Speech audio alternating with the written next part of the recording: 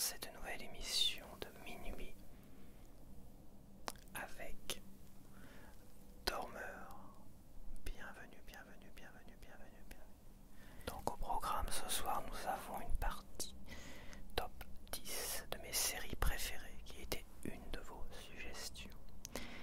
Après, pour la deuxième partie, j'ai décidé de faire un petit sujet de société, si on peut appeler ça comme ça. Moi, personnellement, je les ai appelés les théories du chaos. Ce top 10 de mes séries préférées m'a interpellé sur quelque chose et j'ai voulu en débattre avec vous, débattre sur une théorie. Donc c'est une série, les théories du chaos. Je les ai appelées comme ça parce que pour ma part, c'est un débat avec soi-même, avec vous. Je le faisais souvent à l'époque avec des potes, tout ça. Généralement on était deux, donc c'était vraiment c'était deux personnes dont moi finalement on discutait, finalement on théorisait vachement sur les choses. Donc là c'est un peu comme ça, je les appelle les théories du chaos parce qu'on est vraiment dans tout ce qui est sujet de société en fait. La dernière fois j'ai parlé de la peur de l'inconnu dans une de mes théories du chaos.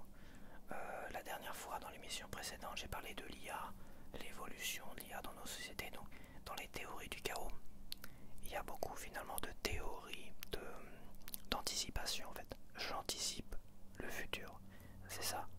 On théorise les choses, qu'est-ce que va nous apporter l'IA, quels vont être les problèmes liés à l'IA. C'est un peu ça les théories du chaos.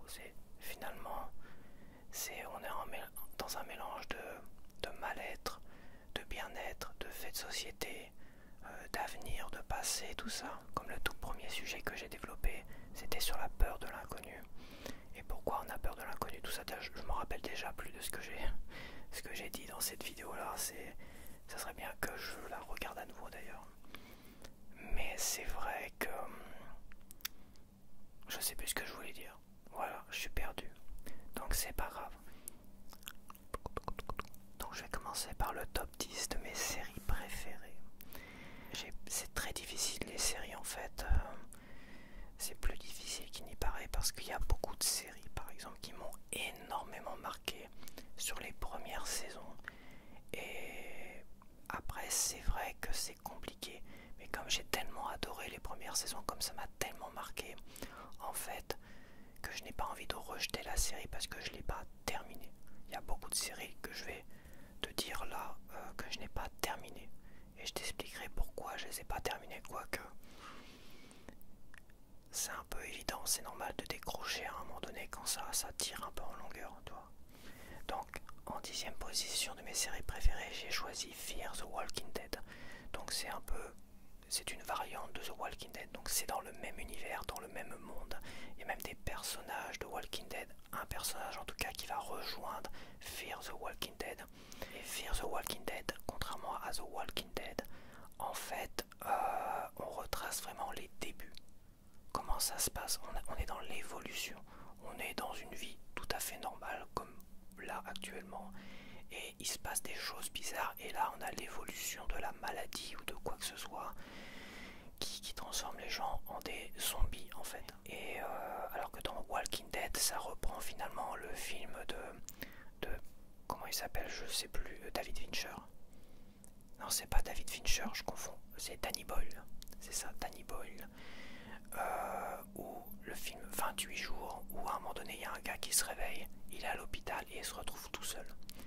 C'est un peu comme ça. Et bah The Walking Dead, ça reprend au début, on voit un flic qui, je sais plus trop, je crois, se fait tirer dessus ou un accident ou quoi que ce soit.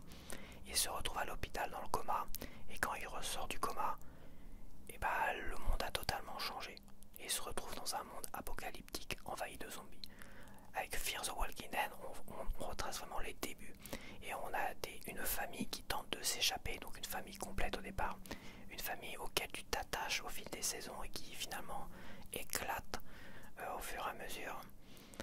Et j'ai trouvé cette série beaucoup plus humaine et passionnante que The Walking Dead, où t'as un père finalement, t'as un gars qui cherche à retrouver sa femme et son fils. Et je trouve que la relation entre le père et le fils est vraiment un point important de The Walking Dead, où on comprend pourquoi finalement le père devient d'une certaine manière une sorte de machine à tuer à un moment donné, parce qu'il a son fils à protéger, tu vois. Il devient une machine à tuer, parce qu'à un moment donné, il va tuer de sang-froid. Donc là, je vais en revenir à ma 9e série préférée, bah, c'est The Walking Dead, où on a Rick, c'est ça, c'est Rick, ce fameux père, ce flic et tout ça. Donc on est vraiment avec The Walking Dead dans quelque chose d'un peu plus dur dès le départ. Mais les 2, 3, voire 4 premières saisons, pour moi, elles sont exceptionnelles. Elles sont exceptionnelles, elles sont marquantes, elles sont vibrantes, elles sont choquantes. Voilà, la fin, je crois, de la saison 4 par rapport à l'abattoir et tout ça, ça m'a choqué. Franchement, ça m'a choqué. J'ai trouvé ça ultra choquant. Après, je jette. Tout ce qui est après, je le jette. Pourquoi? Parce qu'après, il se positionne dans une sorte de ville.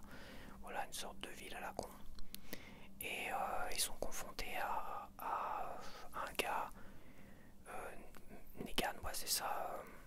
C'est Negan, oui, c'est Negan et sa Lucille, ouais, c'est ça. Sa patte Lucille, qui paraissent presque intouchables et invincibles.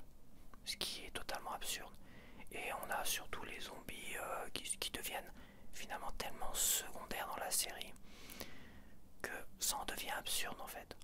Quand t'as un gars qui finalement passe à côté d'un zombie comme ça, puis lui plante un crayon comme ça dans le crâne facilement, paf, paf, paf, paf, ah, puis il continue à se balader tranquillement.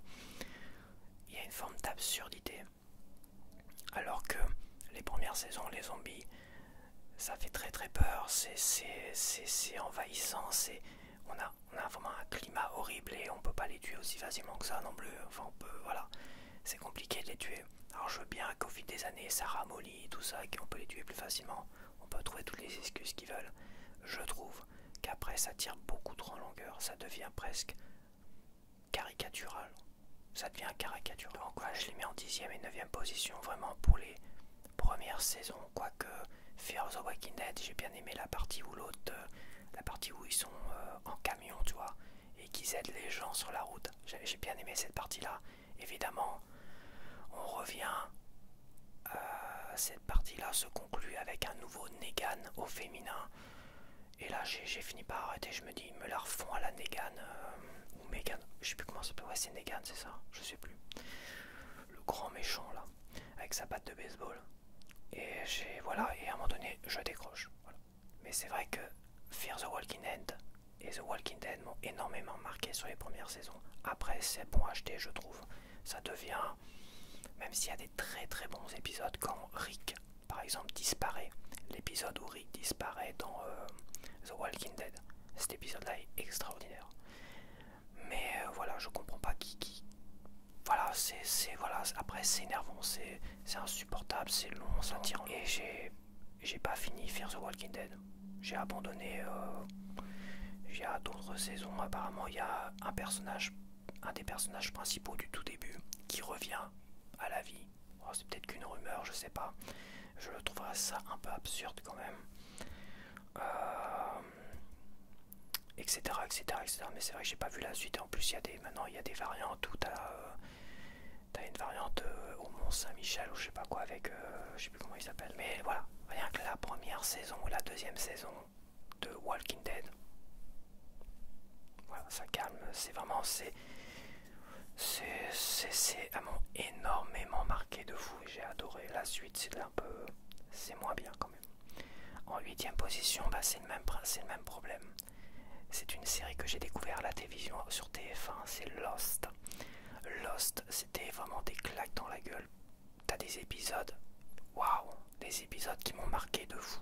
Comme l'autre qui est obligé de, je crois, rentrer un code, qui est dans une sorte de bunker à la station de radio, tout ça.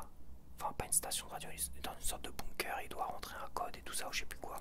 C'est assez obscur finalement, tu comprends pas trop ce qui se passe. Et toute l'histoire autour de ce gars-là, j'ai trouvé vraiment énormissime, énormissime. Et pourtant, cette série-là que j'ai vraiment adoré comme un fou à l'époque, je n'ai pas vu la dernière saison. À un moment donné,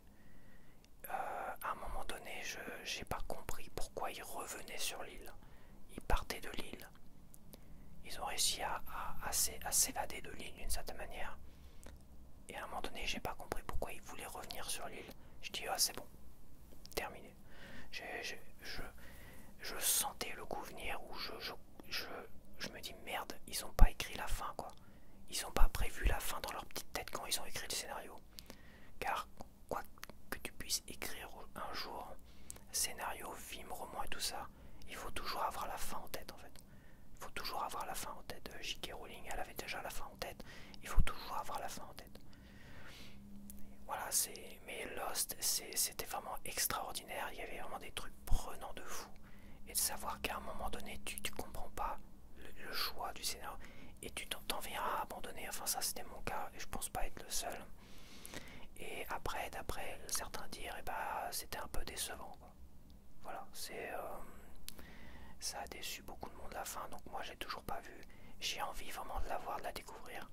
Là c'est sur Netflix, je me demande si je vais m'y remettre ou pas. Voilà. Donc c'est pour ça que j'ai choisi quand même les séries qui m'ont marqué plus. Ça se trouve je reverrai Lost aujourd'hui, je trouverais ça totalement naze. Donc c'est compliqué. Mais c'était compliqué dans les séries de les mettre. Je pouvais pas mettre des séries récentes que j'ai adorées comme Stranger Things mercredi. Ça serait ridicule parce que je les ai bien aimées. J'ai adoré Stranger Things. J'ai adoré mercredi. Elles sont pas terminées. Hein. Il reste encore une saison pour Stranger Things. Il y a Squid Game, c'est pareil, j'ai adoré aussi. Ceci étant, elles m'ont pas marqué, tu vois. Elles m'ont pas vraiment marqué. Le début de Walking Dead, de Fear the Walking Dead et Lost, ça m'a énormément marqué de fou. Je vois que j'ai oublié ma petite gourde à eau. Je vais chercher ça, sinon je vais crever de soif. Ok, on va continuer avec la ma septième série préférée. Donc là, je les ai tous vus. J'ai vu toutes les saisons, quoique la dernière saison a été décevante.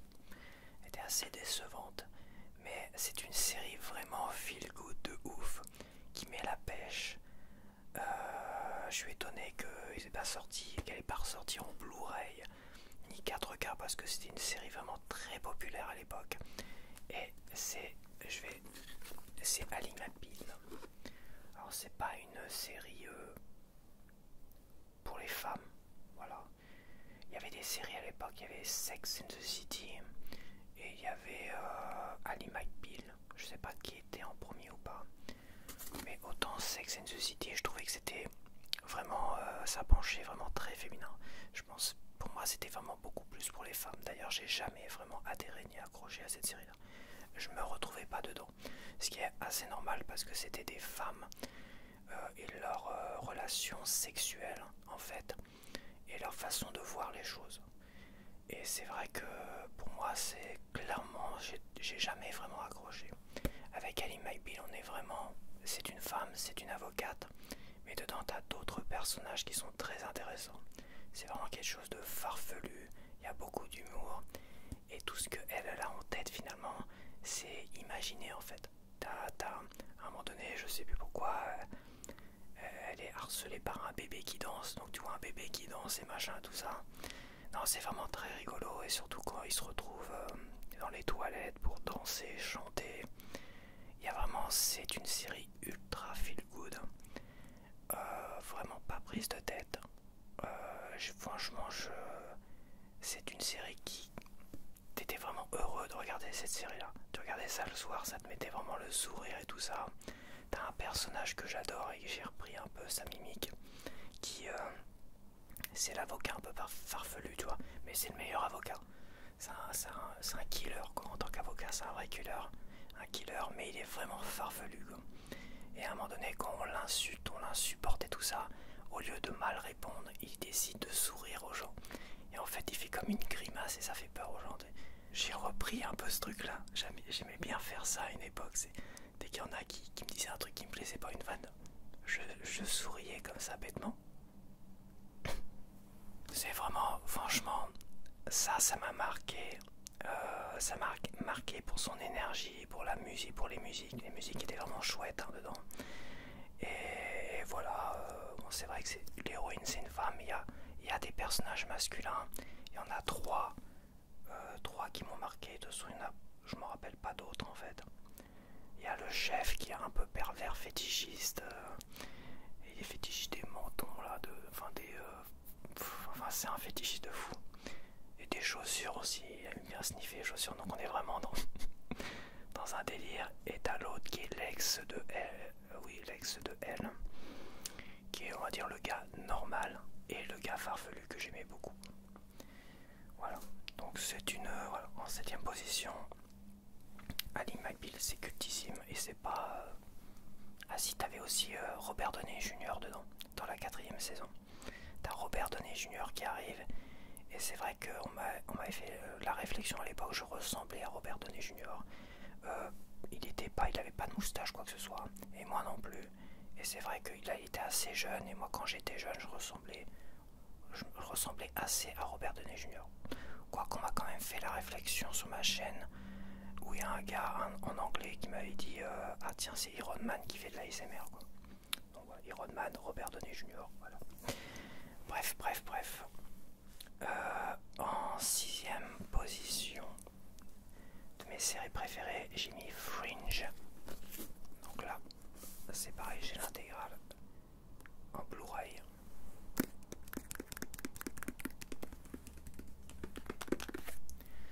Donc Fringe, c'est une série qui est pas une sorte d'X-Files, on va dire. X-Files, c'était tout ce qui était autour des extraterrestres, du fantastique, des monstres et tout ça. Dans Fringe, on est beaucoup plus sur la science, les sciences, quoi. Les sciences un peu hors normes, en fait. Comme les mondes parallèles. D'ailleurs, Fringe, ça tourne beaucoup autour des mondes parallèles. Il y a les mondes parallèles, la télékinésie, les machins, tout ça. Sciences hors normes, on va dire. C'est pas des sciences classiques, on est vraiment dans quelque chose de hors norme, comme lire dans les pensées des gens, tout ça, etc. Donc super série, moi j'étais fan absolu de Fringe quand c'était passé. À un moment donné, ils voulaient arrêter à la 4ème saison et il y avait une campagne où tous les fans devaient faire un 5 avec la main comme ça, tu vois. On devait me faire un 5 avec la main pour qu'ils nous fassent une 5ème et dernière saison, tu vois. Et j'avais participé, j'avais fait une photo, je l'avais envoyée, je sais plus où d'ailleurs. Et il y avait, les gens s'étaient organisés pour les fans, on va dire, pour finalement qu'ils puissent nous proposer une 5ème saison. Et ça s'est fait. Alors je sais pas si c'est grâce à nous ou quoi que ce soit, donc ça s'est fait. Ils ont fait une 5ème saison, qui était une demi-saison, on va dire. J'ai vraiment adoré cette série. Et quoi dire de plus? J'ai adoré. C'était vraiment, j'ai trouvé passionnante et tout. T'as une histoire d'amour dedans aussi. C'est rare aussi dans les séries. Et je trouve que dans beaucoup de séries, c'est assez rare. Bon, à part les séries genre comédie, tu vois, comme ça, t'as des histoires d'amour et tout ça. Mais là, t'as une histoire d'amour, on va dire tout du long, d'une certaine manière. Là, t'as un fil rouge, quoi. T'as un fil rouge sur l'histoire d'amour. Bon, je vais pas en dire plus et tout ça, mais voilà. Pas grand chose à dire d'autre sur cette série. Donc en 5ème position sur mes séries préférées, j'ai choisi True Detective. Alors True Detective, c'est assez particulier en fait. C'est une série où chaque saison c'est une nouvelle histoire et des nouveaux personnages et ça se conclut en fait. Il n'y a pas de suite. Oui, ça se conclut. C'était assez particulier dans l'idée, ça me plaisait pas trop au départ. Mais quand tu vois la première saison avec Matthew McConaughey et Woody Harrelson qui sont producteurs de la série, c'est eux qui ont créé la série, tu vois. Et bah ils se sont lancés dans la première saison. Je peux t'assurer que la première saison déjà c'est une claque dans la gueule monstrueuse, c'est énormissime. La deuxième saison j'ai adoré également, totalement différent, on est vraiment sur un autre registre. Même la photographie totalement différente. C'est énorme et il y a tellement de gros acteurs dedans. Colin Farrell, Vince Vaughn, Rachel McAdams, Taylor Kitsch, un peu moins connu. Mais leur teuté, tu les vois, leur teuté, tu les reconnaîtras, quoi. Et la troisième saison, wow, gros coup de cœur. J'ai adoré la fin de la troisième saison. Le twist final de la troisième saison, mais c'est... Wow, je pourrais pas dire que c'est ma saison préférée. Tellement les autres sont superbes aussi, à différents niveaux, quoi. Tu vois, c'est pas... Elles sont tellement différentes. Et il y a une 4ème saison avec Jodie Foster que j'ai pas vue encore. Mais rien que le principe de la série comme ça, donc ça tourne évidemment autour des... autour c'est des séries policières en fait. Ouais, c'est une série policière de 3 saisons, de 4 saisons, autour d'enquêtes en fait, sur des meurtres, des enlèvements, et l'autre, la deuxième, ouais, autour d'un meurtre et tout ça. Et la troisième, c'est autour d'un enlèvement d'une gamine qui a disparu, tu vois. Et pour la quatrième saison, je sais pas encore. Franchement, et non, et la troisième saison, franchement, même si, mais la première, la première, elle est culte. C'est vraiment, j'ai beaucoup de mal à m'exprimer là-dessus parce que c'est quand même 3 saisons différentes, 3 histoires différentes, plein d'acteurs différents. Et quoi dire que oui, ça m'a marqué. Chaque saison m'a marqué à un point. Et ouais, celle qui m'a marqué le plus, c'est celle-là. C'est la troisième saison avec la fin. La fin, ça m'a marqué de fou, quoi. Ça m'a marqué de fou. Donc en quatrième position dans mes séries préférées, mon top 10, j'ai choisi X-Files, qui est un grand classique que j'ai découvert à la télévision. Et j'ai regardé tous les épisodes à la télévision. C'est une... alors attention, ça m'a marqué. Les premières saisons m'ont marqué. C'est vrai que c'était très impressionnant au début. C'était très impressionnant au début et c'était passionnant quand ils ont sorti le film au cinéma. Moi le premier, j'avais été le voir, j'étais vraiment à fond dedans.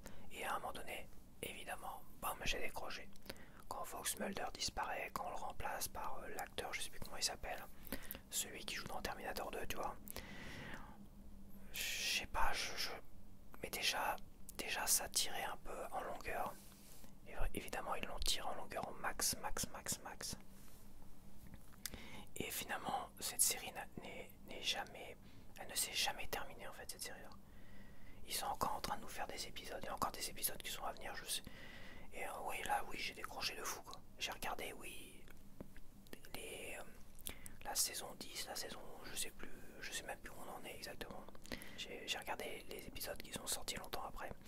Mais c'est clair que j'ai totalement décroché en fait.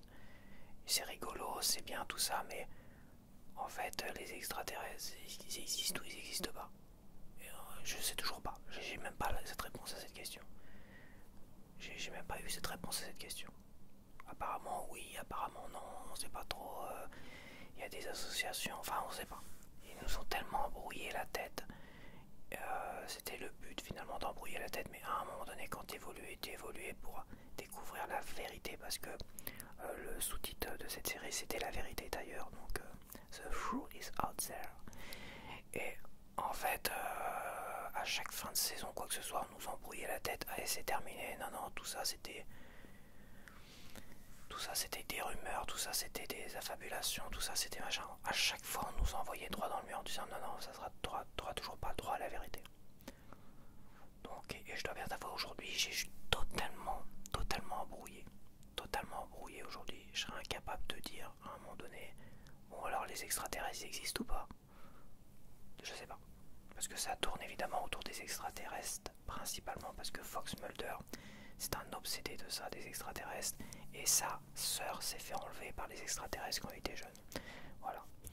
Et d'ailleurs, toute l'histoire sur sa sœur, parce qu'à un moment donné, on découvre la vérité sur sa sœur, c'est nul à chier.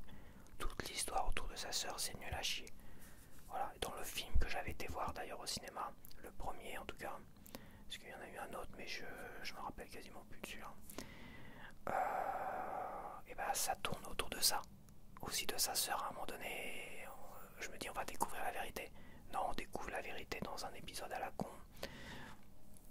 Avant d'ailleurs qu'ils disparaissent, quoi. Peut-être la saison 6, 7, je sais pas. Oui, c'est une série qui m'a marqué. Oui, ça me rappelle tellement de souvenirs quand j'étais ado que je regardais ça.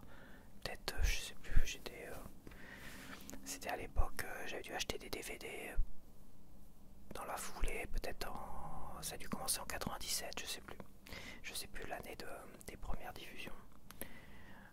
Et les DVD ça doit être un peu plus tard de toute façon.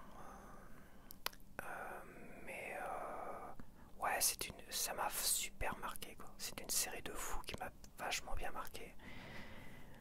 Et c'est une série que j'adorais quoi. J'adorais regarder, j'avais acheté des cartes, des machins, tout ça que j'ai toujours d'ailleurs.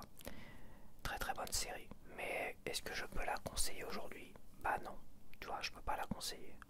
Je peux encore moins conseiller X-Files. Si je devais te conseiller une série, bah True Detective, tu vois, je peux te la conseiller. X-Files, je peux pas te la conseiller. Je suis désolé. Ça part dans tous les sens. C'est trop... C'est même pas terminé, quoi. C'est même pas terminé. C'est tellement pas terminé qu'ils te sortent toujours des épisodes. Bientôt, ils auront 90 ans et ils vont faire des épisodes encore. Donc, bon. Voilà, voilà. En troisième position, voilà. Alors là, c'est pareil. C'est Friends. Donc là, série feel good sur l'amitié. Des amis qui vivent ensemble en colocation dans les appartements, tu vois. Et c'est vraiment une série. Mais quand je dis pas prise de tête, c'est pas prise de tête. Ça reste très léger. Ça reste peut-être presque hors norme en fait.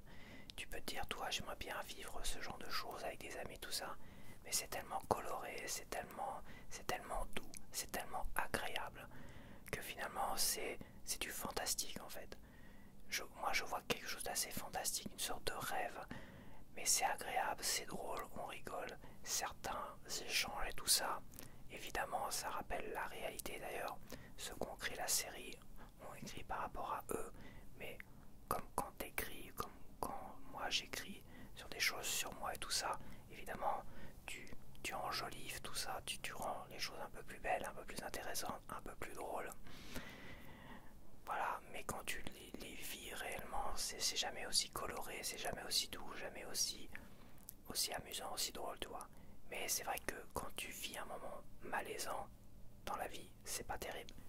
Quand tu le fais vivre à tes personnages comme ça devient rigolo en fait. Oui, c'est une série qui m'a super marqué à l'époque. J'étais à l'époque de l'armée quand il y avait la saison 3. Je me rappelle que j'avais acheté les coffrets en VHS. Et c'est une série qui faisait envie en fait. Ça donnait envie d'avoir ce genre de relation. Et au final, toi, les relations que tu avais, c'était pas ça en fait. Voilà. Et je vais en revenir finalement à la deuxième série préférée que je n'ai pas en DVD ou quoi que ce soit. Ma deuxième série préférée, c'est How I Met Your Mother. En fait, How I Met Your Mother, c'est Friends en réel, en réaliste. Ça tourne finalement, c'est des potes, des amis, mais ça tourne vraiment, là on n'est plus vraiment dans quelque chose de doux, de coloré, de simple, on est dans quelque chose de réel, de réaliste, on est quelque chose de brut, c'est toujours comique, c'est toujours farfelu, mais on est vraiment dans quelque chose de brut. Ça tourne autour de la drague en fait, où t'as des gars qui ont la trentaine qui cherchent à se caser absolument, enfin surtout le héros. Et au tout début de la série, tu le vois à un moment donné, c'est un peu l'intro de la série, c'est alors comment j'ai rencontré votre mère en fait. Il parle à ses enfants, donc c'est pas trop quel âge il a, mais il parle à des enfants qui sont assez grands. Et finalement la série commence comme ça, et on vit finalement tous les plans drague, les plans cul à ce gars-là en question et ses potes et tout ça. Mais là on est vraiment dans quelque chose de beaucoup plus réaliste. Et en fait, c'est là qu'on se rend compte à quel point Friends, on est vraiment dans quelque chose d'un peu un peu trop édulcoré d'une certaine manière, et que How I Met Your Mother, on est vraiment dans le brut, dans le cru de décoffrage, dans ce qu'on vit finalement, enfin au moins ce que je vivais à l'époque. Est-ce que certains, je sais pas si aujourd'hui c'est pareil, aujourd'hui on est tellement, cette série là par exemple, elle pourrait pas vraiment, si cette série là tu la sortais là, demain tu la proposais comme ça, je sais qu'elle passe encore sur certaines chaînes, mais c'est tellement, il y aurait plein de gens pour dire ah non non non c'est pas bien, c'est une série qui traite les femmes de la mauvaise manière, gna gna gna gna gna. Enfin bref, c'est ce genre de série là, ça passerait très très mal aujourd'hui si ça sortait là aujourd'hui. Enfin bref, How I Met Your Mother, c'est pour moi la série par excellence de la vie telle que j'aimerais la retrouver aujourd'hui. Voilà, la vie entre potes, c'est ce que je voudrais retrouver aujourd'hui. Et il y a une chose qui est importante dans cette série-là, et que moi j'ai... Il y a une chose qui est vraiment importante dans cette série-là, c'est que pour ma part, personnellement, contrairement à tout ce que j'ai entendu à droite et à gauche, à un moment donné, quand j'ai voulu chercher des petites vidéos pour accompagner ma chaîne, je suis tombé sur une vidéo d'une nana qui critiquait la série et qui disait « c'est la fin la plus pourrie que j'ai jamais vue de ma vie en gros ». bon, vu comme elle avait l'air de bâcher la série, je suis pas sûr qu'elle ait vraiment vu la série. Il y en a beaucoup comme ça qui font des vidéos sur des séries ou des films, c'est facile à voir, mais des séries qui finalement ils l'ont vu un peu, ils l'ont pas vraiment, ils ont dû voir 2-3 épisodes et ils vont voir la fin. Parce que attention, il y en a même qui l'ont avoué. Je suis tombé sur une vidéo, je crois que c'était Gilmore Girls, où la fille disait j'ai vu les premiers épisodes et j'ai vu la fin. Et après elle a donné une critique de Gilmore Girls sur cette saison. Non, ça je sais pas c'est quoi cette pratique de fou furieux, mais c'est pas comme ça que ça marche. Moi, How I Met Your Mother, j'ai regardé l'intégrale sur Prime quand elle était sur Prime. À la télé, par exemple, How I Met Your Mother, j'ai vu quelques extraits en VF, mais la VF me convenait pas trop en fait. La plupart des séries, finalement, je les regarde en anglais, sous-titré parce que, et même surtout les trucs comiques comme ça, parce qu'il y a moins de censure. Il y a quand même un effet censure, je trouve, parfois en VF. Et How I Met Your Mother, j'ai l'impression que ça a été vachement censuré. C'est peut-être pour ça que ça passe encore aujourd'hui, je crois. J'ai dû voir ça sur certaines chaînes. Et pour moi, la fin, j'ai trouvé, pour moi, c'était la meilleure fin qui soit. C'était la meilleure fin qui soit. Il y a une forme de twist à la fin, tu t'attends pas à ça.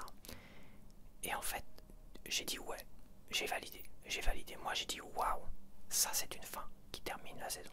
Parce que je suis désolé, Friends, Friends, c'est pas vraiment terminé quoi. Ils quittent les appartements, ils vont faire leur vie, machin, tout ça, c'est pas terminé. X-Files, tu vois, c'est même pas terminé. X-Files, c'est encore. Ils nous sortent encore des épisodes. Animabil, je sais plus trop, ça fait longtemps. Fringe est terminé. True Detective, c'est des épisodes. Walking Dead, Fear the Walking Dead, c'est jamais terminé, on n'en verra jamais le bout. Ça, voilà, c'est dommage. Et Lost, je sais pas. Mais How I Met Your Mother, pour moi, il y a une vraie fin. Et c'est la fin qui m'a le plus bouleversé en fait. C'est une série qui m'a bouleversé, alors que c'est une série qui se veut comique et à la fois réelle sur la drague et sur la vie en règle générale. Mais vraiment, j'ai trouvé ça énorme. Franchement, j'ai trouvé cette série-là énorme. Et je m'attendais pas à ça. Et quand la fin est arrivée, on allait vraiment savoir les tenants, les aboutissants du pourquoi, du comment. Et bah, ça, j'ai adoré cette fin-là. J'ai à la fois été bouleversé et après t'as le twist final. Donc t'as une montée comme ça, t'as le pic. Le pic. Et là t'es dans un état de bouleversement. Et à un moment donné, t'as le twist final. Et là, j'ai validé le twist final. Je dis, ouais, ça, la vache, c'est une fin, une vraie fin de série. Et pourtant, sur une série comme ça, je me dis, ils auraient pu faire comme Friends. Allez, merci, au revoir, on se serre la main, c'est pas terminé, on laisse les portes totalement ouvertes. Non, ils ont fait une putain de fin de fou. Et bravo. Là, je dis bravo. Franchement. En première position, je vais pas y arriver. En première position, ça. En première position, j'ai cette saison. C'est Gilmore Girls. Voilà, je l'avais déjà évoqué, hein, Gilmore Girls. Alors c'est pareil, c'est pas une série que pour les femmes et tout ça. C'est pas parce que les personnages principaux sont d'une mère qui tente d'élever sa fille toute seule, tu vois, que ça en fait finalement une série exclusivement dédiée aux femmes et tout ça. Moi, ce que j'adore dans cette série-là, outre le côté feel good, c'est le tempérament de la mère et de la fille. De la mère qui a un tempérament de fou, qui a un tempérament et un charisme incroyable. Et surtout, c'est les pros, les deux, les pros de la vanne en fait. C'est des pros de la vanne. Elles sont toujours en train de faire des répliques, des vannes, des machins et tout ça. En anglais comme en français, c'est vraiment énormissime. C'est l'écriture en fait. Peut-être je crois que celle qui écrivait a arrêté peut-être avant la 6e et la 7e saison, les 2 dernières saisons, elle a dû arrêter d'écrire. Et elle est revenue sur la saison spéciale Netflix. Mais en fait, Gilmore Girls, c'est une série feel good qui fait du bien, mais vraiment du bien de fou. Et à la fois, c'est une série inspirante parce qu'on a une mère qui tente finalement de se mettre à son compte et de réussir, et on a une fille qui tente finalement, qui étudie et qui cherche à accéder à Harvard et à faire de grosses études pour devenir journaliste et tout ça. Et finalement il y a un côté, il y a un côté, je vais pas y arriver, je vais pas trouver le mot, il y a un côté inspirant, motivant à toi-même. Ça te motive d'une certaine manière à te pousser à essayer de réaliser tes rêves d'une certaine manière, à étudier, à y aller avec panache. Il y a un côté évolution finalement dans la série qui toi-même te motive et te donne envie de réussir. Et qui te donne envie finalement, tu bois d'une certaine manière le charisme de ces deux personnages, de Rory Gilmore et de Lorelai Gilmore. Tu bois le charisme de ces personnages, tu bois l'humour, le tempérament, le répondant. Voilà, elles ont du répondant de fou de Dieu, quoi. Elles ont un répondant incroyable. Il n'y a pas plus inspirant que cette série-là. J'ai pas trouvé plus inspirant que cette série-là. Vraiment. Et peu importe que tu sois une femme et un homme, je peux t'assurer, si tu as besoin vraiment d'inspiration, si tu as besoin de motivation pour réussir dans la vie, cette série-là reste incroyable. Alors peut-être que tu vas pas adhérer. Peut-être parce que tu vas peut-être trouver ça, c'est des femmes et que tu es un homme. Peut-être que ça peut être compliqué pour toi. Moi j'ai déjà dit dans ma vidéo précédente de Minuit avec Dormeur, j'ai beaucoup moins de mal finalement à m'associer, à me représenter dans la peau de Lorelai Gilmore et de Rory, sauf peut-être pour les relations avec les hommes, toi. Mais peut-être dans le côté inverse, quand ils ont des relations avec des hommes, je me vois plus dans l'homme qui est en face. Mais dans le tempérament, dans la façon de se battre et tout ça, j'y arrive à m'approprier finalement. C'est assez compliqué, je dois bien t'avouer. Mais bon, c'est pas parce que tu t'appropries le charisme, le tempérament d'une personne qui est un personnage féminin que toi-même tu vas transformer en personnage féminin demain. Voilà, je vais pas me mettre de talons hauts, je vais pas me mettre de mini-jupe et tout ça demain. Non, c'est juste que c'est ce tempérament qui est tellement inspirant, quoi. Donc c'est drôle, c'est bourré de vannes, c'est bourré de références. T'as même un chanteur d'un groupe dont j'ai été fan, dont j'ai été voir en concert. J'ai failli me prendre son micro en pleine tronche d'ailleurs. C'est Sébastien Bach du groupe Skid Row, qu'on revoit à un moment donné. On le revoit là-dedans, il fait pas mal d'épisodes. J'étais vraiment surpris et content de le revoir là-dedans. Sébastien Bach. Et la fin, la fin de la saison 7, de la dernière saison, enfin, entre parenthèses, la dernière saison, parce que Netflix arrive toujours derrière avec ses grands sabots et veut toujours proposer quelque chose de plus. Donc en plus de s'être approprié les droits de la série, donc tu la verras nulle part que sur Netflix. Voilà, ça c'est des éditions DVD, ça n'existe pas en Blu-ray. Et sur Netflix c'est qualité Blu-ray, 16/9, donc très bonne qualité. Et pour moi la fin de la saison 7, j'ai validé. J'ai validé la fin de la saison 7. J'ai validé, je peux pas t'expliquer pourquoi parce que ça serait spoilé. J'ai totalement validé la fin de la saison 7. Netflix est arrivé pas mal d'années plus tard. Elles étaient beaucoup plus vieilles en fait. A remis une couche de 4 grands épisodes de 1 heure, tu vois. 4 saisons. Et là je dis merde, pourquoi tout ce que j'ai validé à la fin de cette saison-là, ils ont tout détricoté finalement. Et finalement la Rory Gilmore, à la fin Rory Gilmore pour moi c'était waouh, ça y est, elle est partie. C'était voilà, d'une certaine manière pour moi c'était comme une grande victoire. C'était Rory Gilmore qui je peux pas spoiler non plus.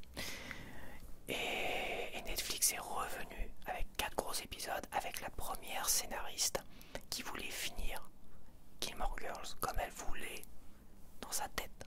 Parce que comme elle a déserté les 2 dernières saisons, elle s'est barrée, je sais plus pourquoi d'ailleurs. Je suis pas dans les petits compromis ou quoi que ce soit, je sais pas. À un moment donné, elle est revenue avec Netflix pour nous dire alors certes c'est drôle, certes le tempérament est toujours là, l'écriture des premières saisons elle est toujours beaucoup plus percutante que les 2 dernières saisons, tu vois. Mais elle a voulu finir la série de cette manière-là. Et comme elle a repris finalement, en fait elle a totalement affaibli, je trouve, le personnage de Rory Gilmore. Elle l'a totalement affaibli. Ça m'a fait de la peine pour elle. Et je trouve ça dommage. Je trouve ça dommage, tout ça pour finir tout ça pour finir dans une sorte de... La fin est... Certains tout ça, non. C'est pas du génie, c'est une facilité, je trouve ça ridicule. Et donc pour moi, Gilmore Girls, c'est les 7 saisons là. Même si c'était pas la première scénariste qui a fini les 2 dernières saisons, la fin, je la valide totalement. Et pour moi, dans ma tête, c'est la vraie fin de Gilmore Girls. Le reste, j'essaye d'occulter ça de ma tête. C'est dommage. C'est peut-être pour ça aussi que j'ai pas fini les Fear the Walking Dead, Lost Walking Dead, et même Vampire Diaries. D'ailleurs, je l'ai pas fait une non plus. J'ai pas fini à la dernière saison, quoi.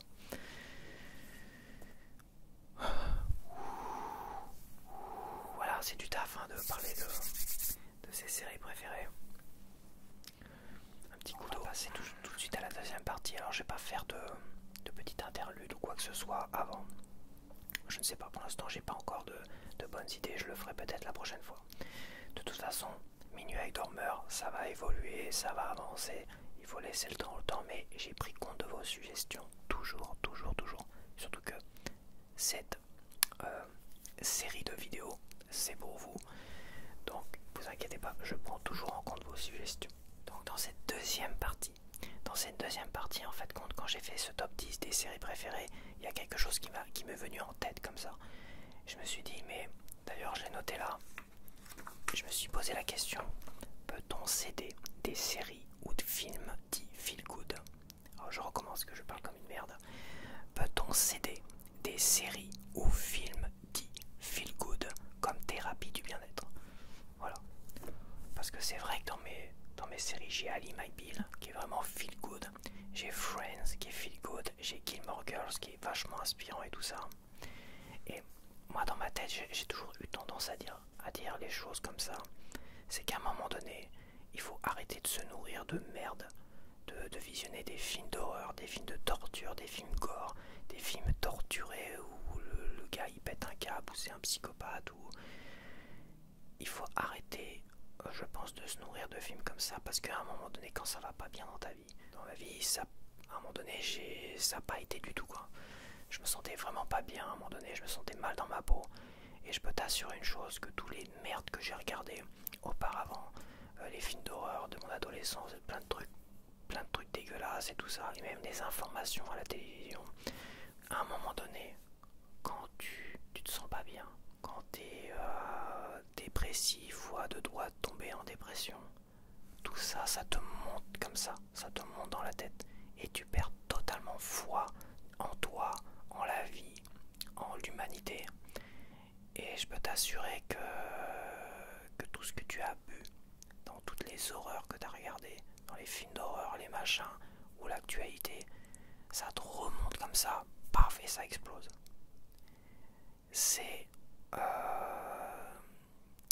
Donc c'est vrai que c'est compliqué. C'est compliqué de redescendre quand ça explose comme ça. C'est vraiment très compliqué de retrouver foi en soi, foi en sa vie, tout ça. Et en fait, moi je me suis dit qu'à un moment donné, on lit des bouquins sur le bien-être, les machins, mais est-ce que les bouquins ça fonctionne tant bien que ça? Moi, la plupart des bouquins que j'ai lus, j'en ai lu un paquet parce que je cherchais peut-être la solution au bonheur, tu vois. Alors peut-être que la solution au bonheur, on est plus en ce moment dans la pleine conscience. J'arrive à trouver une certaine sérénité, mais est-ce que mon âge y fait aussi? Et après, je suis pas à 100% en pleine conscience parce que c'est beaucoup trop difficile à tenir. C'est beaucoup trop difficile à tenir. On est toujours dans ses pensées et on redevient vite inconscient. Mais ce que je veux dire, c'est qu'on est dans tous les bouquins que j'ai étudiés, que j'ai lus. À chaque fois, c'est du blabla, blabla, blabla, blabla. Anthony Robbins, il nous parle de ses expériences. J'ai réussi à faire ci, j'ai fait ça, j'ai convaincu ci, j'ai convaincu ça. J'ai parlé à telle personne qui m'a dit qu'il avait telle stratégie. J'ai reproduit cette stratégie, patati patata. En gros, il dit, trouve quelqu'un qui a réussi dans la vie, va lui parler et demande-lui la stratégie, comment il a fait. Et après, tu copies sa stratégie pour réussir. S'il se lève à 5h du matin, tu te lèves à 5h du matin.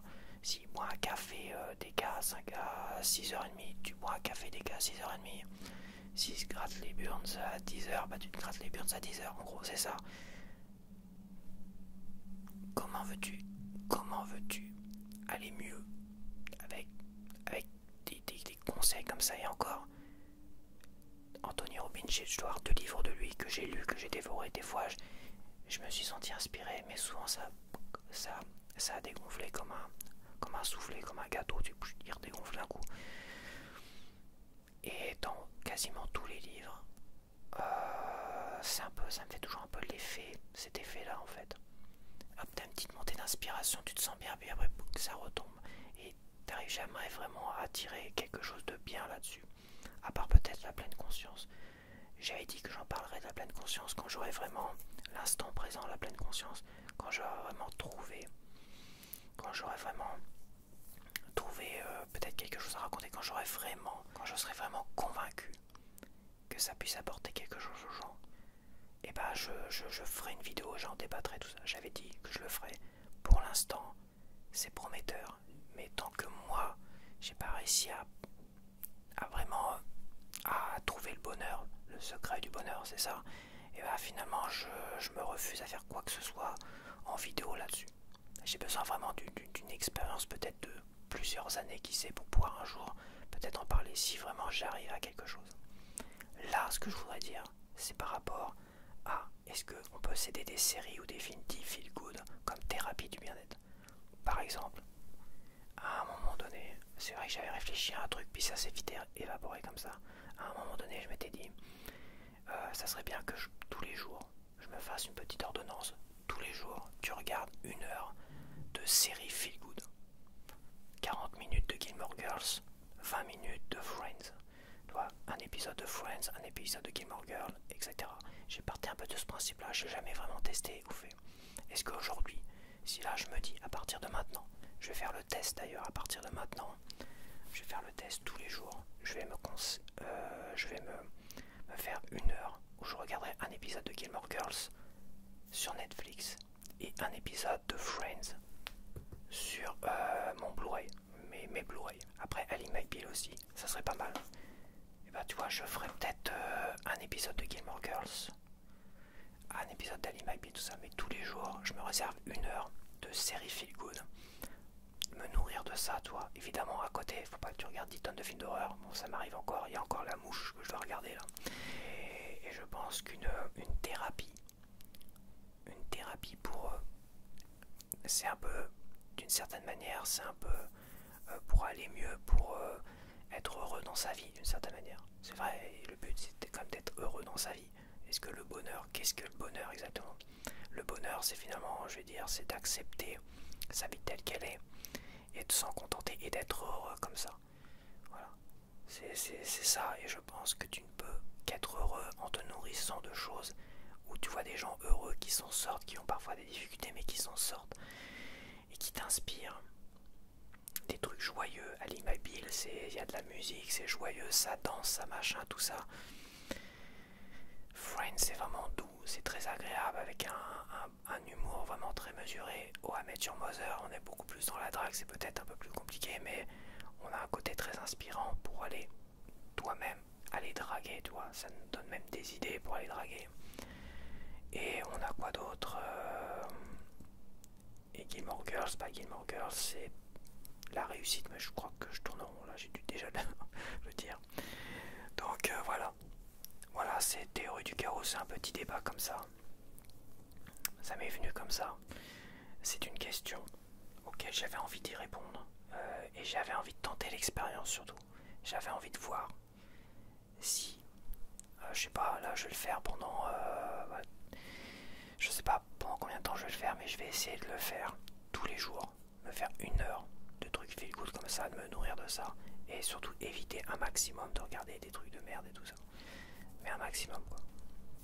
Et l'actualité c'est pareil. L'actualité, moi je regarde maintenant 5 minutes. Et ça fait quand même pas mal de semaines où je regarde 5 minutes d'actualité. Et après je switch sur autre chose. Et ça me fait assez du bien. Ça me... Voilà, c'est ce que l'actualité c'est parfois compliqué quoi. Donc alors on va passer à la dernière partie. La partie la plus intéressante à mes yeux. C'est le courrier des lecteurs. Donc j'ai trois courriers. J'ai 3 courriers. Si je pouvais cacher ça. Donc j'ai 3 courriers. Par lequel je commence? Là est la grande question. Alors je les ai lus un petit peu. Tu vois. Je les ai pas étudié non plus, donc je vais voir s'il y a appel à questions et tout ça. J'ai envie de commencer par peut-être... donc alors le premier courrier, je vais te lire ça tout de suite.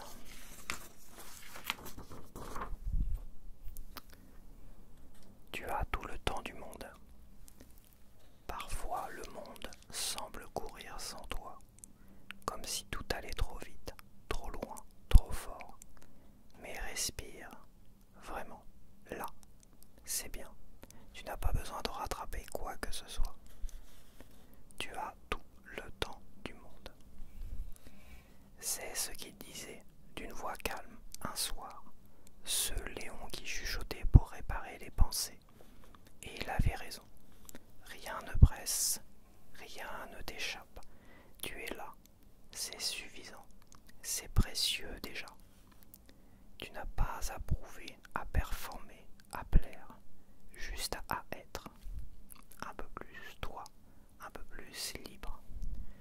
Chaque jour est un pas, même les petits comptes, même ceux qu'on fait dans le noir, à tâtons, en silence. Et si ça va mal, c'est pas grave, ça ira mieux. La lumière revient toujours, même après la pluie. Les nuages n'effacent jamais les étoiles. Ils les cachent juste un moment, puis s'en vont sans un bruit. Alors pose-toi, repose-toi. Tu n'es pas en retard, tu n'as rien raté. Tu as tout le temps du monde. Et le monde a de la chance de t'avoir. Donc voilà, c'était un texte de Daniel qui m'était destiné, voilà, par rapport à ma première vidéo. Ma première vidéo où je répétais tu as tout le temps du monde. Car en fait c'était un principe de développement personnel aussi. Finalement de se noyer dans cette phrase, dans ce principe où le fait de se dire que tu as tout le temps du monde te permet finalement de te donner le temps de réaliser tout ce que tu veux. Le fait de te dire que tu as tout le temps du monde te permettait d'une certaine manière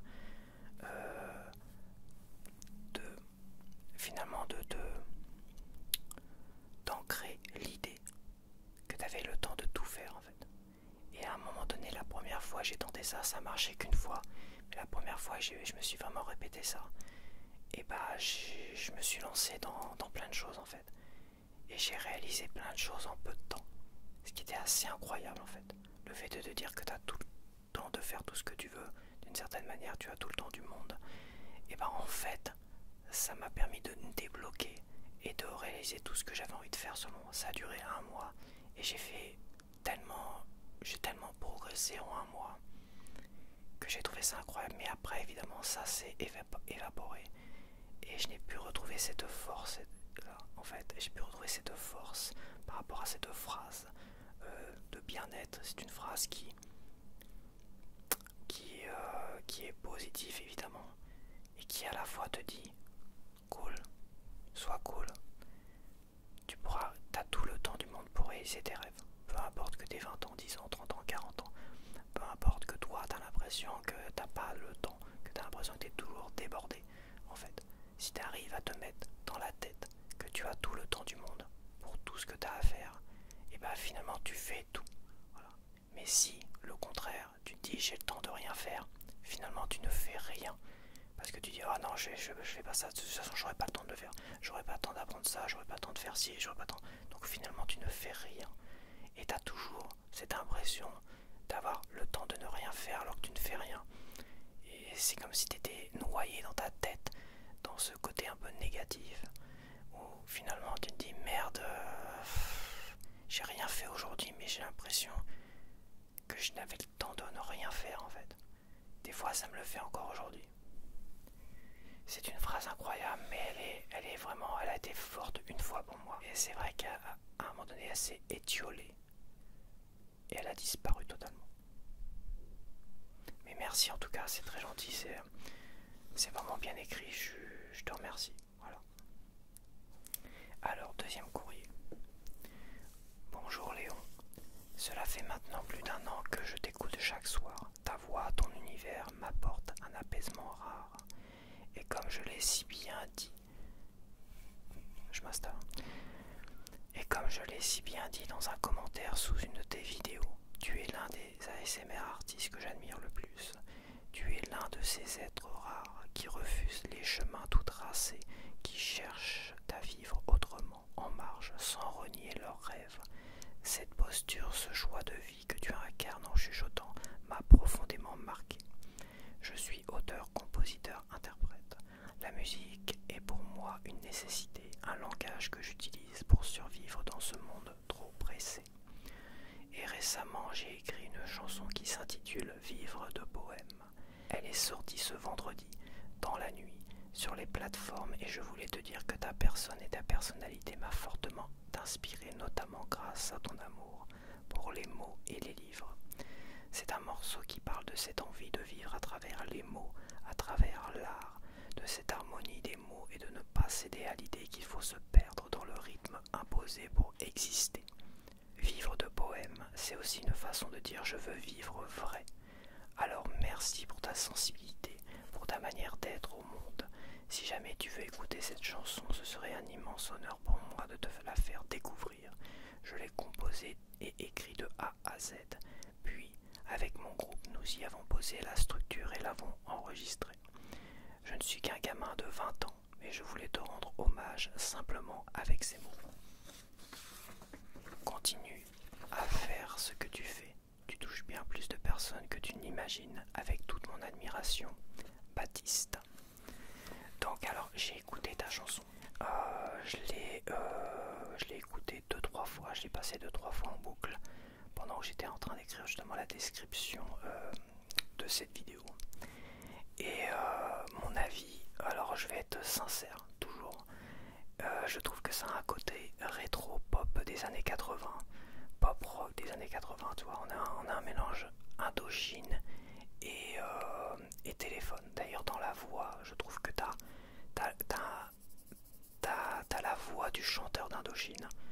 Bon, les dernières chansons d'Indochine c'est toujours le même chanteur, mais je trouvais que la voix de l'époque, des chansons de l'époque, celles qui passaient dans nos soirées Ramsès, c'est ça en plus le terme des soirées Ramsès, t'avais beaucoup d'Indochine dedans. Et t'avais cette voix si particulière du chanteur d'Indochine. Mais t'as un petit côté téléphone, je trouve, dedans. Vraiment un petit côté téléphone dans on va dire la structure de ta chanson. T'as vraiment un côté téléphone dedans. Et avec la voix du chanteur d'Indochine. C'est assez particulier, mais ça m'a plongé directement finalement dans les années 80, fin des années 80, parce que 80 j'étais trop jeune, mais ça reste des groupes des années 80 que nous finalement on a entendu dans les fêtes et tout ça dans les années 90, tu vois. On va dire fin 80, début 90. Même si moi j'étais beaucoup plus heavy metal. Voilà, ça reste quand même des chansons qui passaient énormément dans nos soirées, quoi. Il n'y avait pas de heavy metal dans nos soirées, quoi. Mais et c'est vrai que ça m'a donné cette impression. Alors, l'écriture de cette chanson c'est super bien écrit. Le refrain, tout ça, c'est pas mal du tout. Franchement, c'est pas mal du tout. Alors, je sais pas ce qu'il en est avec ton groupe. Toi, je n'ai écouté que cette chanson-là. Je sais pas où vous en êtes exactement. Si vous comptez sortir un album, je pense que vous débutez, j'imagine. Je vous conseille de vous accrocher parce que c'est prometteur. Cette chanson-là, elle est prometteuse. Je pense qu'il y a moyen, ça a moyen de fonctionner. Alors, c'est vrai qu'aujourd'hui, en France, c'est beaucoup de rap, pop rap, tout ce que tu veux. Des choses qui m'intéressent pas du tout. Je sais pas ce qu'il en est de la variété française.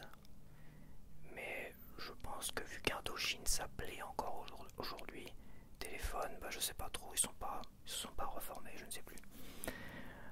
Juste pour un concert, je crois qu'ils sont reformés, mais je pense qu'il y a peut-être une place à prendre, mais il va falloir s'accrocher parce qu'il va falloir s'imposer face à tout ce rap là qui digouline sur un peu partout, chose qui m'insupporte. Heureusement que tu ne fais pas de rap, hein. Si tu as fait du rap, j'aurais dit j'ai un peu de mal avec le rap, voilà, c'est pas mal, c'est pas du heavy metal parce que moi je suis un fan de heavy metal, du heavy metal anglais, américain, enfin chanter en anglais parce que le métal français j'ai beaucoup de mal, ça va pas, la langue française et le métal ça va pas. Et ouais écoute, déjà merci pour ton message. pour ton courrier. Voilà, ça me fait plaisir et bah, je te souhaite bon courage pour la suite et comme je dis, va falloir s'accrocher. En plus, t'as 20 ans, c'est ça. Si vous avez tous 20 ans dans votre groupe, bah, vous avez encore toute la vie devant vous. Hein. Dans le genre tu as tout le temps du monde, bah, vous avez largement tout le temps du monde pour réussir. Il faut juste s'accrocher et se donner le temps de réussir, quoi. Il faut y aller, quoi. Donc ouais, je sais pas où tu en es exactement. J'ai écouté qu'une chanson, mais cette chanson-là, c'est vrai, elle est chouette. Ah, d'ailleurs, j'ai mis le lien, j'ai mis les liens. Oh, j'ai mis un lien YouTube et j'ai dû mettre les liens dans ma description en même temps pour ceux qui veulent écouter cette chanson-là. Et voilà. Et puis voilà.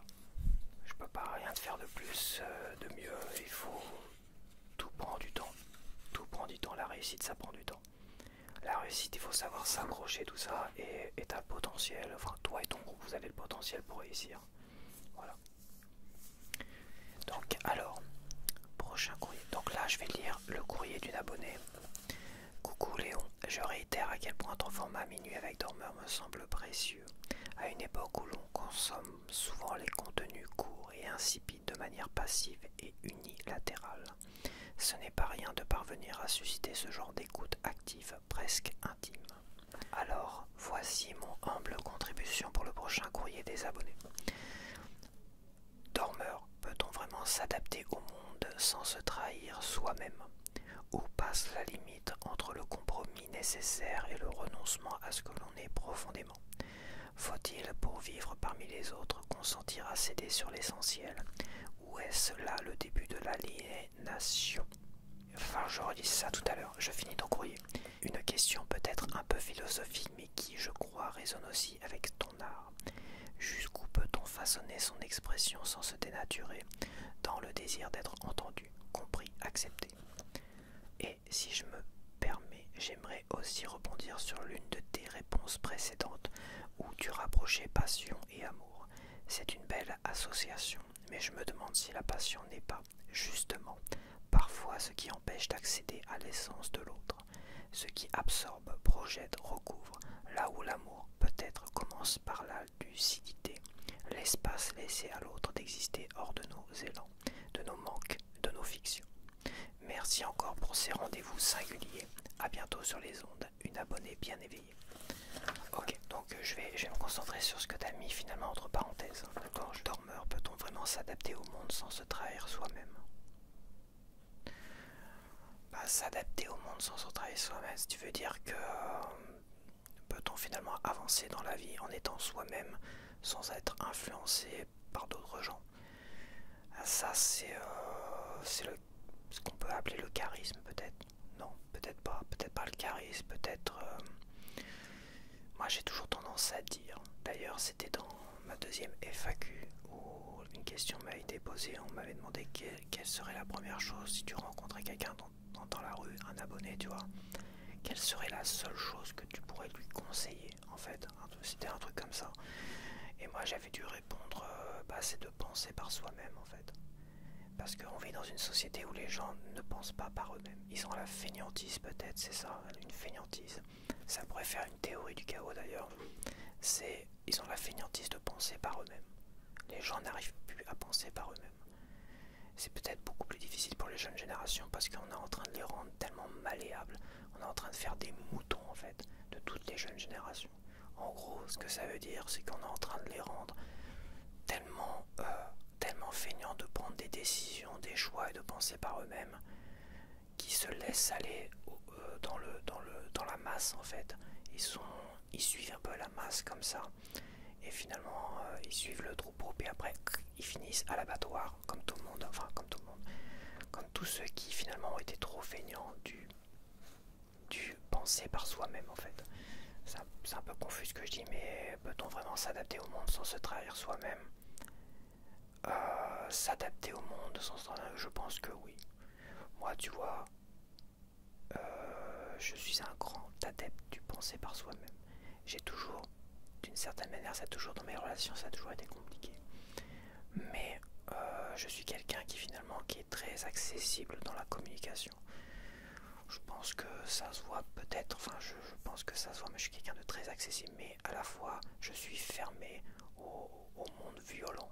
Tu vois, je suis fermé aux gens qui sont trop violents, je suis fermé aux gens qui sont trop agressifs, fermé aux gens qui agressent les autres ou qui vannent les autres méchamment. Je dis pas, à chaque fois j'ai été fermé à ces gens-là et à chaque fois je suis rentré en confrontation avec ces gens-là. Je les ai même affrontés, ces gens-là. Pas forcément pour défendre les autres, il y a peut-être un petit côté justicier à la con, mais il y a des choses qui me plaisent pas. Et je pense que penser par soi-même, évidemment, il y a une perte.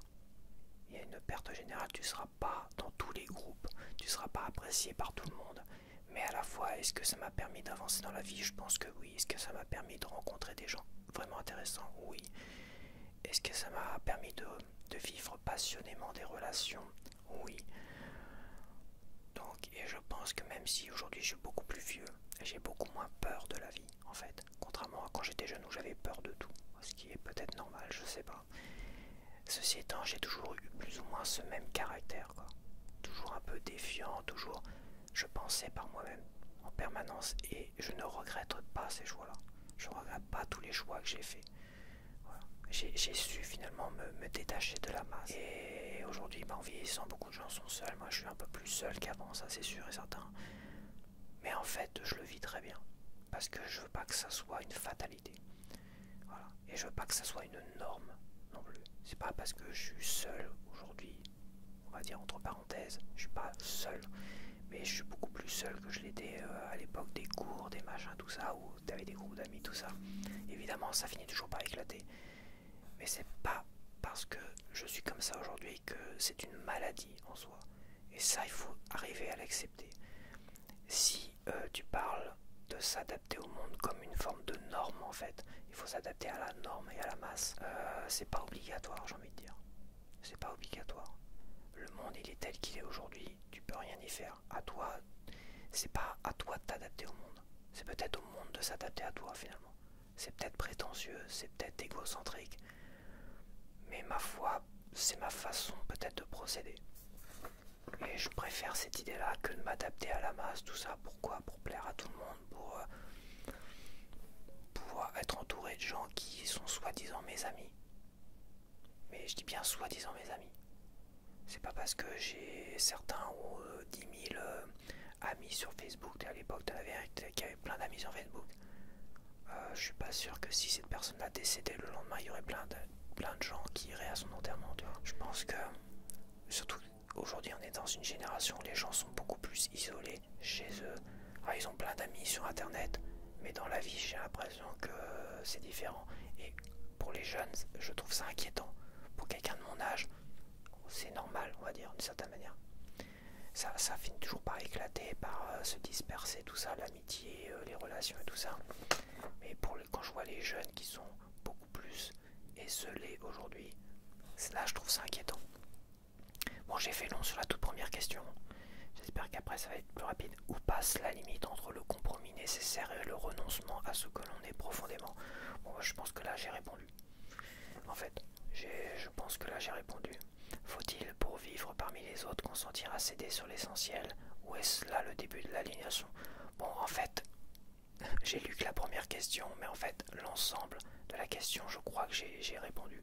En fait, faut-il, pour vivre parmi les autres, consentir à céder sur l'essentiel? Ou est-ce là le début de l'aliénation?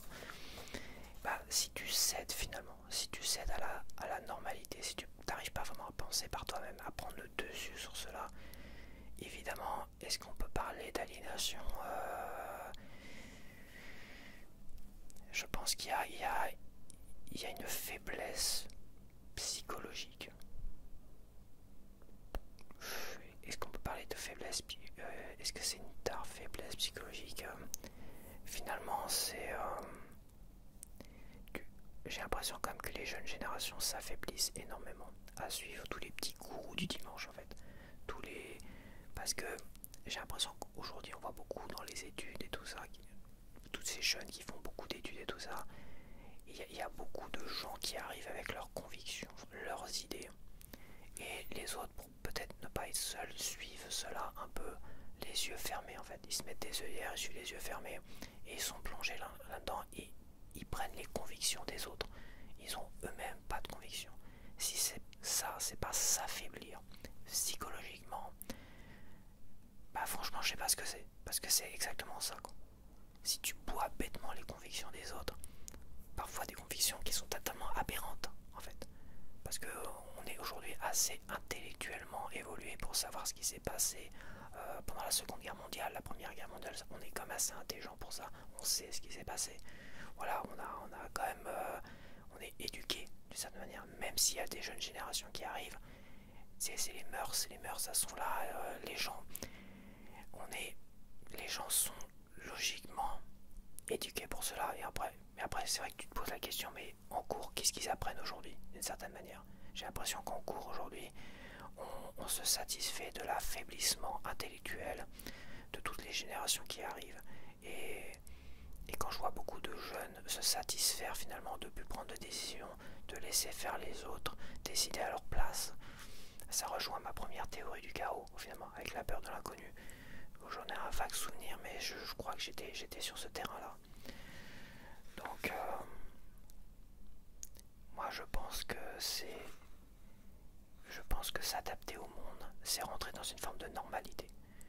Et c'est finalement se laisser aller à suivre la masse sans vraiment réfléchir, sans penser par soi-même et en s'affaiblissant intellectuellement. Si tu cherches vraiment à imposer des idées d'une certaine manière, mais surtout pas forcément imposer des idées, mais imposer une vie qui toi te conviendrait. Si en pensant toi-même tu dis que ça c'est ce que j'accepte dans la vie, ça c'est ce que j'accepte de voir et ça c'est ce que je n'accepte pas. Voilà, parce que j'ai étudié la question, je sais ce que je vaux, je sais ce que je veux, je sais ce que je ne veux pas. Tu vois, si tu laisses d'autres gens décider pour toi sur tout cela d'une certaine manière, mais t'es rien en fait, t'es qu'une coquille vide. Tu vaux rien. Psychologiquement, tu vaux rien. Il faut prendre le dessus. À un moment donné, je choisis. Je choisis mes amis, les gens avec qui je veux traîner. Je vais pas choisir des groupes à la con juste pour pas être seul. Parce que... donc finalement, t'acceptes toutes les conneries, les merdes qu'ils vont dire. Généralement des petits gourous du dimanche, toi. Non, à un moment donné, tu dois penser toujours par toi-même. Je pense que c'est un principe de vie. Quand tu penses par toi-même, finalement, tu deviens beaucoup plus fort intellectuellement parlant. Parce que tu vas chercher les réponses auxquelles tu te poses peut-être des questions, tu te dis. Et à un moment donné, tu vas te dire, mais tout ça, tous ces débats là, cons là, où je vois qu'ils sont en train de me prendre la tête avec des problèmes qui sont à des kilomètres et des kilomètres de là, qu'est-ce que ça doit me toucher aujourd'hui? Moi, j'ai peut-être pas mieux à m'occuper aujourd'hui. J'ai pas à être heureux, moi, aujourd'hui dans ma vie. Je dois apprendre à être heureux dans ma vie. Ça doit être un problème déjà principal. Ça doit être le problème principal. Et pas d'essayer de régler des problèmes dont j'ai aucun pouvoir en plus de le faire. Par contre, il y a une forme de haine ambiante là en ce moment. Et j'ai l'impression que tout le monde tombe dedans. Enfin, tout le monde. Que beaucoup de gens tombent dedans comme ça, d'une facilité. Et en fait, quand tu tombes facilement dans la haine, c'est d'une certaine manière, t'as plus de barrières dans ta tête. Intellectuellement, t'as plus de barrières. Si t'as tellement pu penser par toi-même depuis tellement longtemps que tu te laisses bouffer par la haine et tu te laisses bouffer par les convictions des autres. Donc oui, c'est le début de l'aliénation, ça c'est sûr et certain. Après, comme j'ai déjà dit, penser par soi-même, il faut accepter que tes relations avec les autres soient beaucoup plus difficiles. Moi, j'estime être un bon communicant, mais c'est vrai que dans la vie en général, quand je vais quelque part, je suis pas forcément quelqu'un qui est ouvert. Voilà, j'aime pas qu'on me prenne la tête, ça c'est sûr et certain. Ça c'est sûr que j'aime pas qu'on me prenne la tête. Après, je vais pas être quelqu'un super souriant parce que je me méfie énormément des gens. Je sais pas ce que veulent les gens quand ils viennent vers moi et tout ça. Mais à un moment donné, si je sens la personne qui m'est agréable, qui m'est affable et tout ça, ben, d'une certaine manière, moi je vais être comme là, devant toi, je vais parler, je vais m'exprimer, tout ça, on va communiquer, on va discuter. Et des fois, je discute énormément. Et là, des fois, je sens la personne en face qui est assez surprise. Je sais pas ce qu'elle attendait de moi exactement. Elle me voit discuter, elle me voit communiquer. Et elle se dit peut-être qu'elle s'attendait de moi que je sois quelqu'un de renfermé qui cause pas beaucoup et qu'elle puisse s'imposer vis-à-vis de moi. Et en fait, elle se rend compte que c'est moi qui m'impose d'une certaine manière parce que je je sais communiquer, et ben, il y a des gens qui viennent vers moi en pensant qu'ils vont me bouffer tout cru, m'imposer leurs convictions. Et quand moi, à un moment donné, je cause, je machin, et ben ils sont complètement perdus. Ils perdent totalement leurs moyens. Ils sont complètement foutus, quoi. Est-ce qu'on peut parler de charisme? Est-ce qu'on peut parler d'être un bon communicant? Est-ce qu'on peut parler de quelqu'un qui finalement s'est pas laissé bouffer par les convictions des autres, qui a toujours pensé par soi-même? Est-ce que ça fait pas de moi quelqu'un qui a développé une force intellectuelle? Je m'estime pas être plus intelligent que les autres, j'ai pas cette prétention là, mais je m'estime ne pas être assez con pour me laisser bouffer par les autres. Voilà. Des fois je peux exploser, je peux m'énerver. Même si j'essaie d'être zen, des fois je m'énerve parce que je vois le comportement de certains qui m'énervent. Mais je me reprends souvent. Parce qu'il y a aussi une volonté chez les autres de te pousser à bout, de te pousser dans des retranchements, ou de pousser vers la colère et la haine parce qu'ils te voient trop zen. Mais je sais que c'est des techniques, une tactique de te déstabiliser. Peut-être naturel chez certains et parfois c'est voulu. Genre, j'avais un pote comme ça. J'avais un pote qui s'amusait à chaque fois à m'énerver et me disait ah j'étais bien nu.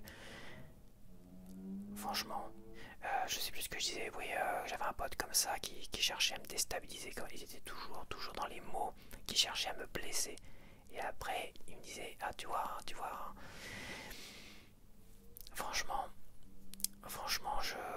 j'aime pas ce genre de personne. Et ce pote-là en question, et bah, à un moment donné, il a cherché à reprendre contact avec moi quand lui ça allait plus du tout dans sa vie. Alors que moi, quand ça allait pas, il m'a totalement abandonné, tu vois. Et, et j'ai pas repris contact, j'ai pas répondu, en fait. Voilà, j'ai pas répondu. Parce que, à un moment donné, au fil des années, parce qu'il y a aussi la peur. Moi, j'ai eu énormément peur dans ma vie avant. La peur, c'est une cochonnerie, quoi. Et la peur amène à la haine, à la rage, à la colère et tout ça. Et appelle aussi à ne pas assez réfléchir, à ne pas assez penser par soi-même. On prend des décisions un peu trop rapides, sur le vif. Et en fait, à un moment donné, je me suis dit, je pourrais revoir cette personne-là et qu'on passe des bons moments ensemble. On en a passé des bons moments ensemble. Mais en fait, il m'a tellement fait du mal. Elle était tellement, je dirais pas malfaisante, mais dans sa façon de procéder, il y avait quand même quelque chose d'assez malfaisant. Et quand à un moment donné, moi, j'étais en difficulté dans ma vie, ce gars-là, il m'a totalement abandonné. On peut pas dire que c'était quelqu'un de bien au final, ce qui est dommage. Par faiblesse, j'aurais pu dire, pensez vraiment à tous les bons moments qu'on a passés ensemble et finalement, pourquoi pas refaire des soirées comme ça. Mais je sais que les gens peuvent changer, mais il y en a, ils n'ont pas forcément envie de changer. Lui, c'était un peu comme ça, c'était une personne qui aimait être comme il était. Et si c'est pour passer des bons moments ensemble, il continue à être un peu malsain dans sa façon de procéder envers moi, j'ai fait non, j'ai pas cherché, j'ai fermé totalement la porte, voilà. Et je ne regrette pas, en fait. Ça n'enlève rien les bons moments qu'on a passés ensemble et j'aurai toujours plaisir à en discuter ou en parler avec vous, qui sait. Mais à un moment donné, je pense que penser par soi-même, c'est aussi s'isoler un peu plus du monde. Voilà, c'est comme ça. Mais je me sens pas isolé. Il faut pas se sentir isolé du monde non plus. Je me sens pas isolé du monde. Vraiment, je me sens pas isolé du monde. Comme je dis, je vois des gens qui sont parfois en couple et j'ai l'impression que ils sont plus isolés que moi, tout seul, peut-être. Je sais pas pourquoi, j'ai ce sentiment-là. Je vois plein de gens qui sont totalement isolés. Je vois des jeunes qui sont dans des groupes ou qui sont un peu. Ils sont tout seuls dans les groupes. Ils sont tout seuls dans des groupes parce qu'ils sont, je sais pas, ils ont pas de cas. Ils ont pas pu développer leur caractère. Ils ont suivi le mouvement dans un groupe. Et est-ce que c'est vraiment des amis? J'ai envie de poser la question à des jeunes là. J'ai envie de leur poser la question. C'est vraiment tes potes ça? C'est vraiment des amis? T'as passé vraiment de bons moments avec eux? Ils t'ont pas méprisé à un moment donné? Ils t'ont pas traité comme une grosse merde à un moment donné? À un moment donné, pose-toi les questions. Des fois, vaut mieux. Il y a toujours cette rhétorique là. Vaut mieux être seul que mal accompagné d'une certaine manière. Et ben ça vaut. Ça vaut tous les mots. Voilà. Donc je m'éparpille un petit peu. Non mais ça c'est tout moi ça. Donc j'espère avoir pu répondre à ta question. Je pense quand même que voilà, je pense quand même m'être bien démerdé. Et bah merci pour ton courrier, ça fait plaisir. Voilà, ça me fait plaisir. Ça fait plaisir. À vous trois d'ailleurs, ça fait plaisir d'avoir eu 3 courriers. Donc n'hésitez pas, voilà, par email pour les courriers. Donc j'ai laissé un email quelque part dans la description. Voilà, et je laisse ouvert les suggestions, je laisse ouvert les vidéos des abonnés si tu as envie de faire des vidéos, de présenter quelque chose en ASMR évidemment, mais en vidéo. Les portes sont ouvertes, même si tu es un artiste ASMR, bah, si tu veux faire, c'est pas, on peut pas parler de collaboration, mais comme moi j'ai fait avec Nina ASMR, bah tu viens finalement te présenter sur ma chaîne si tu veux. Voilà, moi j'accepte, hein, j'accepte tout le monde. Voilà, c'est pour mes abonnés et à la fois pour les jeunes artistes ASMR qui voudraient. Je garde les portes ouvertes. Voilà. Après, je donnerai peut-être mon avis, peut-être pas. Parce que non, je donnerai peut-être pas mon avis. Voilà. Je donnerai peut-être pas mon avis. Je pense que c'est ça qui fait peut-être un peu peur. Des gens ont peur que je donne mon avis. Oui, je vais donner mon avis, je vais critiquer, dire des méchancetés. C'est vachement mon genre de dire des méchancetés. Est-ce que j'ai dit des méchancetés déjà à certaines personnes d'entre vous? Non. Bon, tous ceux qui m'ont insulté, je les ai vite ban direct, hein, évidemment. Parce qu'il y en a qui viennent juste insulter pour insulter. Je sais pas, ils ont envie d'insulter des gens, donc bon. Moi je suis pas là pour discuter, je suis pas là pour discuter avec des gens qui sont totalement fermés, trop bien pensants, qui me disent qu'il faut que je pense comme ça, comme ça, comme ça, et qui m'insultent en même temps. Je suis pas là pour discuter, je suis pas là pour répondre la seule réponse que j'aurai pour tous ces gens-là. Donc voilà, je voulais vous dire merci, merci pour tout. Merci à tous mes abonnés qui me regardent, qui me soutiennent, qui like, qui commentent, qui tout ça, qui sont dans l'ombre, en train de me regarder là. Ben, je vous remercie. Voilà, et surtout d'avoir porté votre intérêt jusqu'à la fin de cette vidéo. Comme ça, vous voyez mes remerciements. Et on se dit à la prochaine et portez-vous bien. Bye bye.